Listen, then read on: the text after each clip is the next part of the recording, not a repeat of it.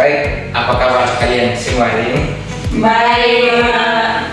Oke, sebelum kita memulai kegiatan pembelajaran kita hari ini, saya minta salah satu untuk memimpin kita dalam doa. Baik, terima kasih. Pak mau tanya, hari ini semua hadir? Baik. Jadi sebelum kita memulai dengan materi kita hari ini, Pak mau tanya sedikit. Pernahkah kalian berpikir dari apa sebenarnya tubuh kita tersusun? Dari sel, Pak.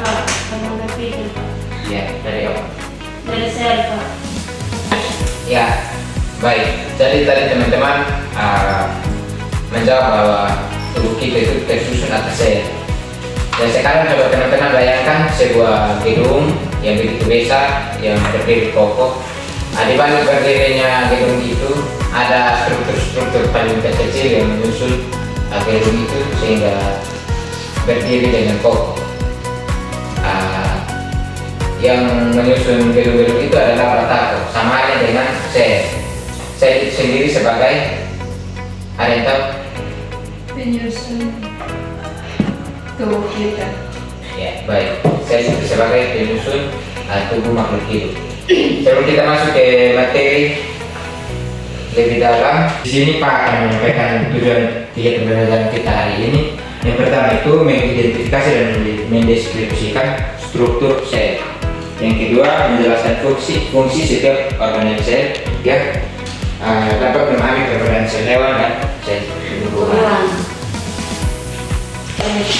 Jadi baik, materi kita kali ini adalah sel sebagai unit dasar penyusun makhluk hidup. Namun sebelum kita masuk, Pak mau bertanya, ada yang tahu pengertian dari sel? Tidak ada, Pak. Unit terkecil dalam tubuh. Ya, unit terkecil penyusun makhluk hidup. Ya. Jadi baik, kalau jawab anak-anak betul. Dari pengertian sel adalah satuan unit struktural dan fungsional terkecil makhluk hidup yang merupakan dasar penyusun bagian-bagian tubuh kita. Jadi kita pun tubuh semua itu tersusun atas sel. Dari yang berikut, jenis-jenis sel itu terdiri dari dua jenis sel, yaitu Sel prokaryotik dan sel eukaryotik. ya, sel prokaryotik dan sel eukaryotik. Yang pertama itu sel prokaryotik. Ada yang tahu sel prokaryotik itu apa? Tidak tahu, Pak. Sel prokaryotik. Sel prokaryotik adalah sel yang tidak memiliki inti sel yang jelas.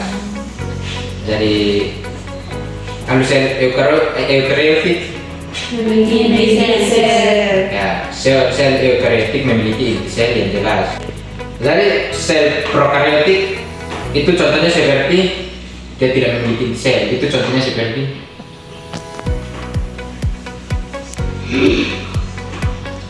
Sel tumbuhan, Pak. ada yang lain, Hewan.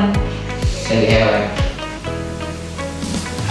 Jadi baik, sel prokaryotik itu contohnya seperti bakteri dan mikroorganisme lainnya. Dia tidak memiliki sel. Jadi kalau sel eukaryotik itu contohnya seperti contoh sel eukaryotik inti sel yang jelas. Ya, manusia. Ada yang lain? Tumbuhan. Ya, tumbuhan, Hewan. hewan. Ya. Jadi sel eukaryotik itu dia memiliki sel, contohnya seperti sel tumbuhan dan sel hewan. Yang berikut, fungsi dari sel itu sendiri adalah, ada yang tahu? Tidak tahu. Oke. Jadi fungsi dari sel itu adalah sebagai pembentuk dasar struktur organisme, pengangkut dan baik, ada yang tahu fungsi dari sel? Iya, Bapak. Bagi tidak ada yang tahu, fungsi sel adalah sebagai penyusun utama struktur organisme, pengangkut zat, dan sebagai penghasil energi. Sel juga berperan dalam proses reproduksi melalui pembelahan mitosis dan pembelahan meiosis, serta memberikan dukungan dan struktur pada tubuh makhluk hidup. Jadi di sini ada gambar. Jadi yang berikut adalah struktur sel hewan dan sel tumbuhan. Kita akan bagikan gambar untuk adik-adik perhatikan.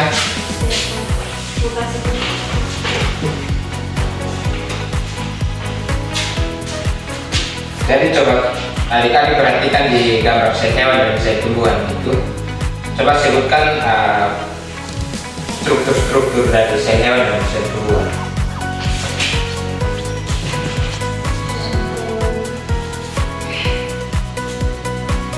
Sebutkan komponen-komponen sel hewan dan sel tumbuhan.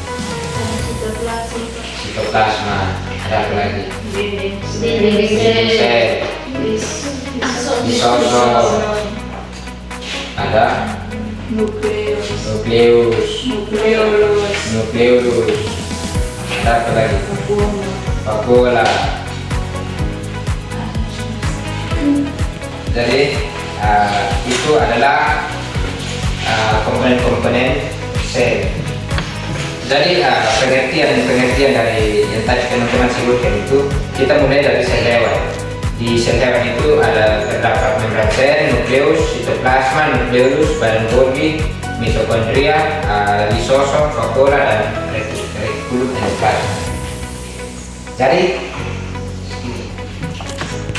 Jadi baik, yang berikut itu struktur sel tumbuhan dan komponen utama dalam struktur sel tumbuhan. Sebenarnya struktur sel tumbuhan dan struktur sel hewan itu tidak terlalu beda-beda, sama, tetapi ada juga yang membedakan sel hewan dan struktur sel tumbuhan. Ya, kita akan masuk ke perbedaan sel tumbuhan dan sel hewan. Di sini ada membran plasma, di sel tumbuhan ada, sel hewan juga ada membran plasma. Dinding sel di sel tumbuhan ada, di sel hewan tidak ada. Nukleus keduanya ada, dimiliki oleh sel tumbuhan dan sel hewan. Sitoplasma juga dimiliki oleh sel tumbuhan dan sel hewan. Retikulum endoplasma juga dimiliki oleh sel tumbuhan dan sel hewan. Kemudian ada ribosom, kompleks Golgi, lisosom, mitokondria, dan pada kloroplas. Pada sel hewan tidak memiliki kloroplas, sedangkan sel tumbuhan memiliki kloroplas. Kemudian di vakuola, sel tumbuhan ada, di sel hewan tidak ada kecuali hewan uniseluler. Ada yang tahu uniseluler itu apa? Ya. Bersel tunggal. Ya. Jadi baik, itu adalah perbedaan antara sel hewan dan sel tumbuhan. Kemudian Pak akan membagikan LKPD kepada adik-adik supaya mengerjakan sekalian mengikuti pengetahuan materi kita hari ini. Iya. Silakan dikerjakan.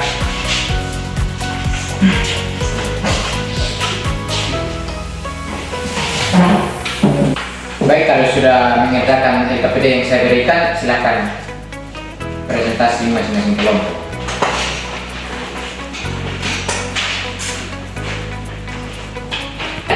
Demikian hasil presentasi saya. Terima kasih. Berikan aplaus kepada kelompok 2.